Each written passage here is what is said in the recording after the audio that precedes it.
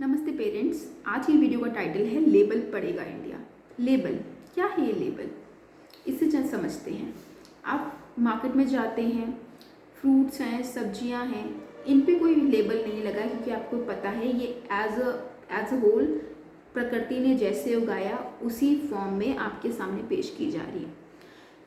Label कहाँ important आता है? जो भी ऐसी चीज़ जो कि अल्ट्रा प्रोसेस्ड है, यानी कि प्राकृतिक रूप में अलग चीज़ थी लेकिन अब उसकी प्रोसेसिंग करके वो से एक अलग रूप दिया गया और इसी चीज़ में, उसी प्रोसेस में इसमें बहुत सारी चीज़ें ऐड करी जाती हैं और उसे टेस्टी बनाया जाता है और इतना पैलेटेबल बनाता है कि बच्चा या आजकल तो खैर हर एज ग्रुप का लोग दीवाने हुए पड़े हैं।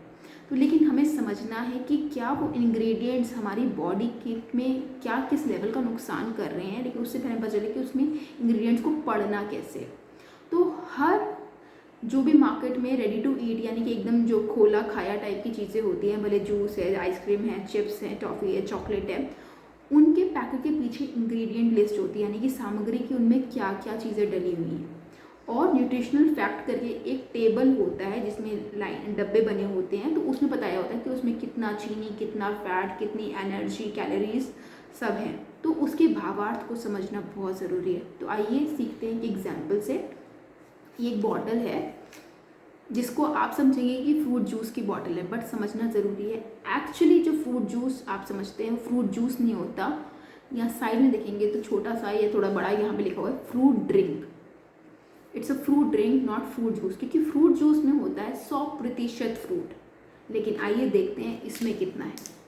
अब यहाँ पे इसकी बॉटल को घुमाएंगे तो किसी भी फ्रूट जूस, हम ये पर्टिकुलर इस ब्रांड की बात नहीं करें, किसी भी फ्रूट जूस की या कोई भी पैकेट की फॉर्म आप साइड में लेबलिंग देखेंगे तो यहाँ इंग्रेडिएंट लिस्ट लिखी होती है। इंग्रेडिएंट लिस्ट यानी कि उसमें क्या क्या चीज़ें डली हुई हैं। तो ये जो इंग्रेडिएंट लिस्ट होती है डिक्रीजिंग ऑर्डर में होती है। डिक्रीजिंग ऑर्डर यानी कि जो सबसे ज़्यादा चीज़ है वो पहले नंबर पर होगी और सबसे कम मात्रा में जो डली है वो आखिर में होगी, और उसी बीच में ऐसी ऑर्डर में ये सब चीज़ें मेंशन करी होती है।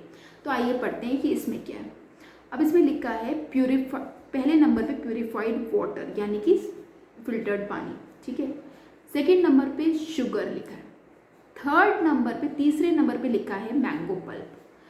अब देखिए, कहने को तो ये आप समझ रहे हैं कि फ्रूट जूस है, बट इसमें तीसरे नंबर पर आपका मैंगो पल्प है, और यानी कि आम का गूदा है। कितना है परसेंट है? 12%, मात्र 12%। इसके अलावा अलग इसमें एसिडिटी रेगुलेटर, एंटीऑक्सीडेंट और स्टेबलाइजर डाले हैं जो कि उसको खराब होने से बचाएंगे।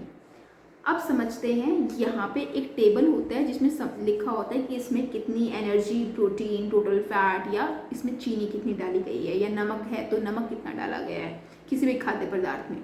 तो अब यहाँ पे लिखा है कि टोटल शुगर यहाँ पे है पर 100 ml, हर 100 ml में 15 ग्राम चीनी है। एक चम्मच होता है 5 ग्राम का, तो 15 ग्राम यानी कि 3 चम्मच चीनी।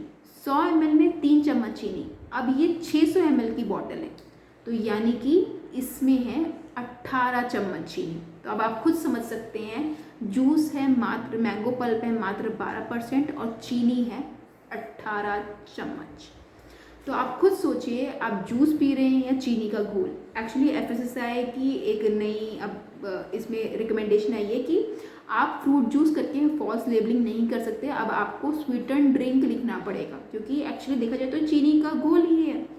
तो ये समझना है कि हम आए दिन मीठा कितना अपने बच्चे को दिए जा रहे हैं, खुद भी खाए जा रहे हैं, गलत आदतों का शिकार हो रहे हैं, और हम और हमारे बच्चे शुगर एडिक्ट बन रहे हैं। जैसे ड्रग एडिक्ट होते हैं कि ड्रग्स की लत है या बीड़ी की लत है या शराब की लत है, ऐसे हमारे बच्चे अब शुगर एडिक्ट बन चुके हैं।